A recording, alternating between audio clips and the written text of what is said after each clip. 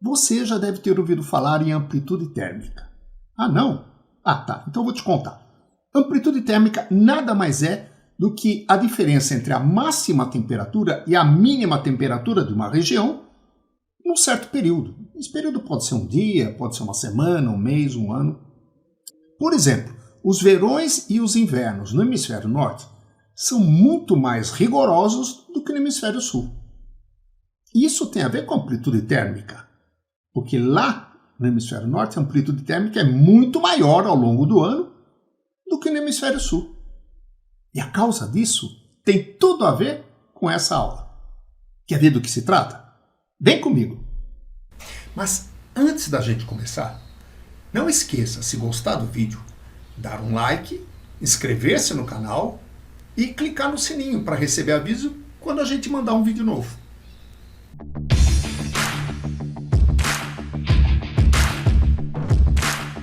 Então vamos falar em capacidade térmica e calor específico. Ora, o que vem a ser isso?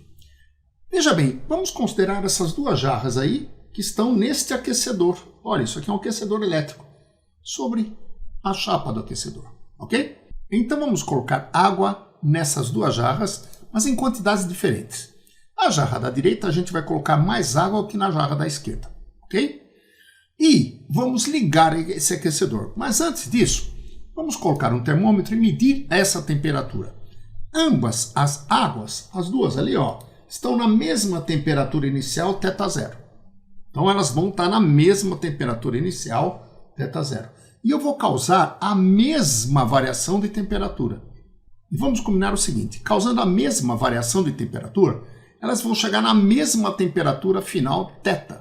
É isso que eu quero. Só que tem uma coisa. Na hora que uma delas chegar nessa temperatura, a gente tira do aquecedor, para não continuar recebendo calor. Ok? Então acompanhe o que vai acontecer. Dá só uma olhada nisso.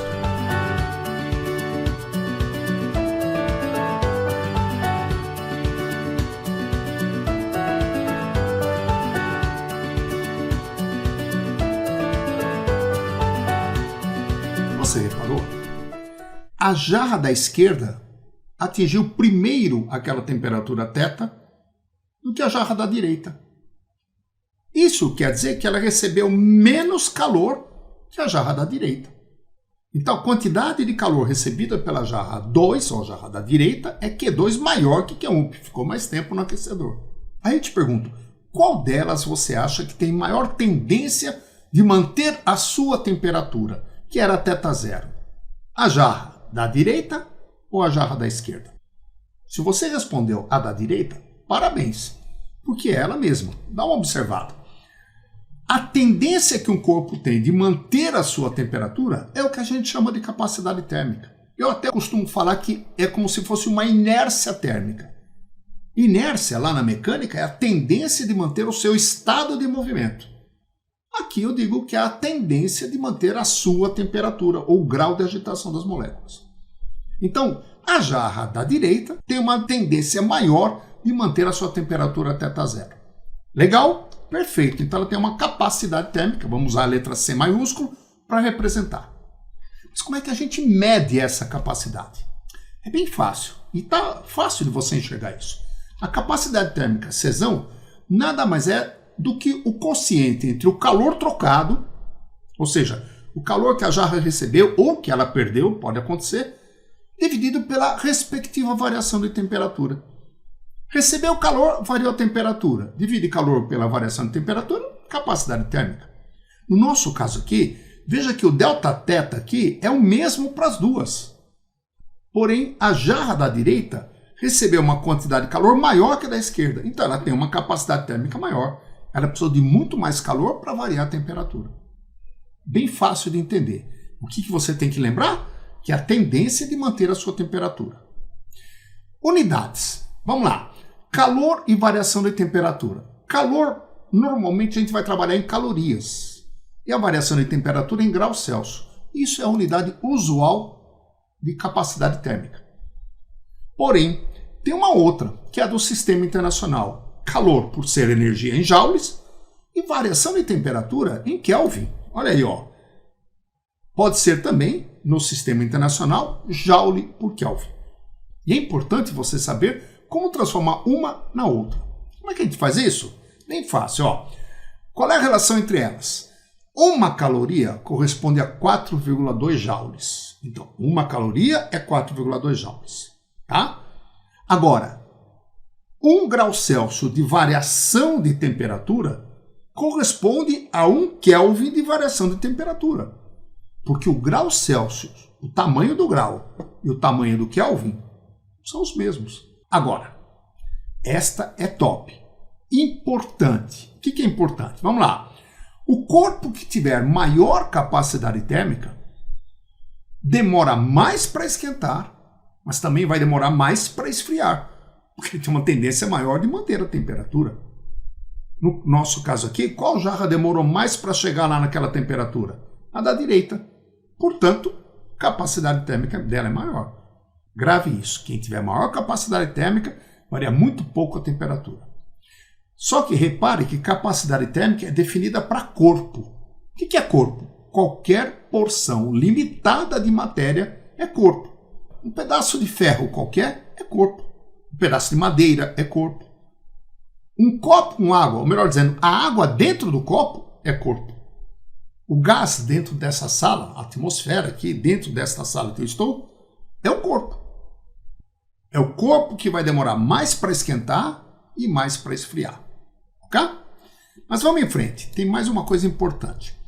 Eu vou falar no calor específico. O que é isso? Ora, nós vimos que a jarra da direita aqui tem uma capacidade térmica maior que a outra.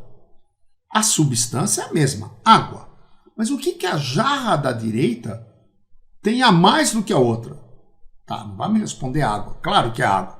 Mas o que? Massa de água. Então, dá uma olhada.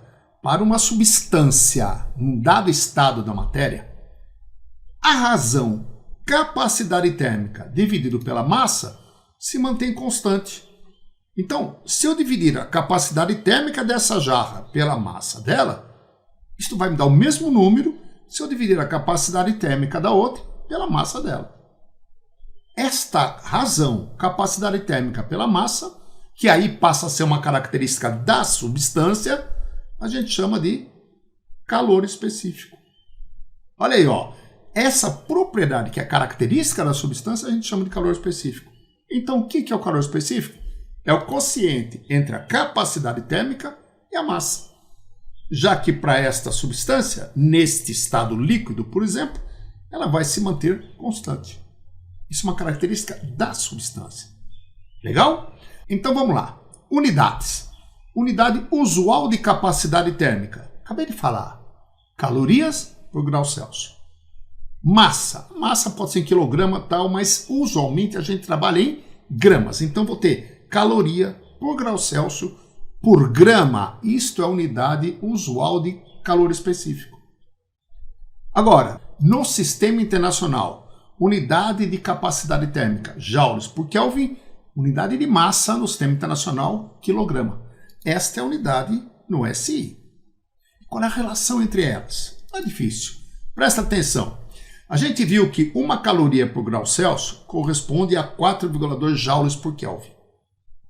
Agora, se eu multiplicar 4,2 por 1000 joules em cima, você vai me dar 4.200 joules, tenho que multiplicar embaixo por 1000 também. 1000 gramas, quilograma. Lembrando que grau Celsius e Kelvin, em termos de variação, isso são a mesma coisa. Ok? Agora, dá uma olhada nesta tabela, onde a gente tem calores específicos de substâncias em alguns estados da matéria aqui. O que a gente vai querer determinar? O calor específico delas. Está aqui na tabela. Ele diz o seguinte: para cada 1 grama dessas substâncias, se a gente quiser variar a temperatura de 1 grau Celsius, quanto de calor a gente vai precisar? Vou ser mais claro. No nosso caso, a água.